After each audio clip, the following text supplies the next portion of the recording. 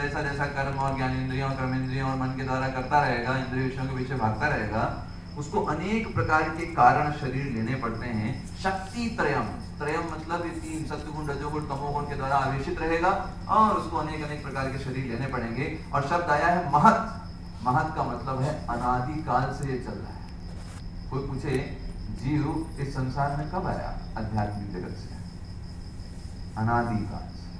ये कोई 10-12 हजार वर्ष पहले नहीं आया आध्यात्मिक जगत से, है ना? अनादि काल से चक्र चल रहा है।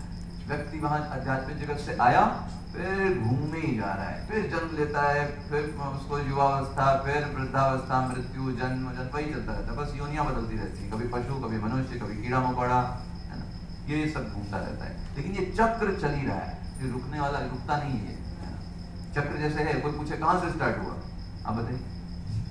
चक्र आपके सामने चल रहा है, वो पूछे ये स्टार्टिंग में कहां से बना था, आपको सब एक ही जैसा दिख रहा है, वो पता ही नहीं है कहां से बना। इसलिए महत शब्द का प्रयोग किया गया है। जीव अनादि काल से यहाँ पर फंसा हुआ है। धत्ते अनुसंसृति, इसी कारण से ये 16 लोगों के कारण व्यक्ति जो है, जीव जो है, अनेक प्रकार की अनुसंसृति करता है, अनेक प्रकार के जन्म लेता है, अनेक प्रकार की दुख सुख को भोगता है। यहाँ पे जो चीजें बताई गई हैं, हर्ष शोक भया आर्ति धाम, ये 16 लोगों के कारण उसको हर्ष होता है, शोक होता है, भय लगता है और दुख होता है। 4 चीजें बताई। हर्ष का मतलब क्या होता है? खुशी। खुशी मतलब क्या? खुशी मतलब क्या चीज? हाँ, तो अपोजिट हो गया। खुशी का मतलब बताइए। हाँ, नहीं, आनंद नहीं। कोई चीज आपको खुशी प्रदान कर रही है, क्यों प्रदान कर रही है वो खुशी? हाँ, राइट। जैसा किसने इच्छा किया था? मन ने। मन की इच्छा की जब कोई अनुकूल कार्य हो गया, खुश हो गया, बहुत बढ़िया, बहुत सक्सेसफुल, बढ़िया। और उसके विपरीत हो गया तो शोक हो गया, बहुत दुखी है, परेशान है। दोनों ही मूर्ख है, चाहे वो खुश है या शोक कर रहा है, दोनों मन के ऊपर आधारित है ना, मानसिक मन के ऊपर आधारित है, तो वो दोनों ही मूर्ख का है। एग्जाम्पल, पागल हंस रहा है और पागल बैठा है बड़ा टेंशन में, दोनों में वो पागल ही है कि नहीं? ऐसा नहीं जब हंस रहा है तो वो बुद्धिमान हो गया है। लोग सोचते हैं अरे मैं तो बहुत खुश हूँ, बहुत आनंद में हूँ, सब बढ़िया है, सब बढ़िया चल रहा है, कोई दिक्कत नहीं जीवन में। तो दिक्कत होगी, दिक्कत होगी पागलपन में खुशी और दुख एक ही जैसा है। तो हम भी पागलपन में ही जी रहे हैं। मेरा परिवार, मेरा घर, मेरा राज्य, मेरा देश, ये दूसरा पागलपन है, थोड़ा उच्च लेवल का है।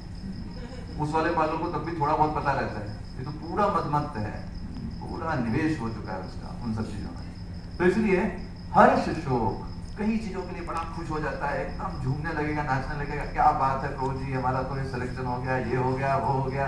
अरे भाई, ये सब यही है, यही रहेगा। असली तो आनंद वो है जब भगवान की भक्ति में व्यक्ति नाचे। इस संसार में नाचना बंद हो जाता है, संसार की जो संस्कृति है ये बंद हो जाती है, जन्म मृत्यु का चक्र बंद हो जाता है जब भगवान के लिए कोई नृत्य करता है, वो असली आनंद है। बाकी संसार में कोई खुश है, दुख है, एक ही बात है, एक ही बात है। वास्तव में वो दुखी ही है, जो दिख रहा है वो सिर्फ पागलपन के कारण हर्ष हो रहा है। जैसे आप इस संसार में जब कोई भौतिक लोगों को बड़ा खुश देखते हैं तो क्या सोचना चाहिए? यही सोचना चाहिए, पागल को हंसते हुए देख करके खुश, परेशान नहीं होना चाहिए। अरे ये पागल लोग इतना खुश हो गए, ठीक है, वो पागल ही है, वो कोई मतलब नहीं है। जो चीज के लिए खुश हैं वही दुख का कारण है उनके लिए, है ना? क्योंकि फालतू की चीजों के लिए खुश हो रहे हैं, यहाँ प्रगति हो गई, प्रमोशन हो गया, बढ़िया जॉब लग गई, ये सब चीजों के लिए कुछ पागलपन के कारण। ये असली चीज नहीं है खुशी होने के लिए, दोनों समान ही हैं। इसलिए हर्ष शोक ये सब कैसे प्राप्त हो रहा है? वही 16 चीजों के द्वारा।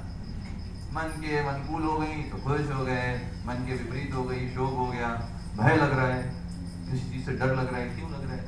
ऐसा बना के रखा है, उसी तरीके का उसको भय हो रहा है। अब आपको समझिएगा, शोक बताता है कि व्यक्ति जो है किसी पास्ट की चीज से परेशान है, उसको शोक कहता है। आपके जीवन में कुछ बुरा हो गया है पहले से, तब जब आप परेशान होते हो उसको शोक कहा जाता है। ऐसे ही जो भय होता है भय सूचना देता है कि जब आप फ्यूचर के लिए परेशान हो, आप अपने फ्यूचर में क्या होने वाला है इसके लिए चिंताग्रस्त हो, तो शोक नहीं कहा जाएगा, उसको क्या बोला जाएगा? भय। और आरती, आरती जो यहाँ पे प्रयोग हुआ है, आरती का मतलब है दुख।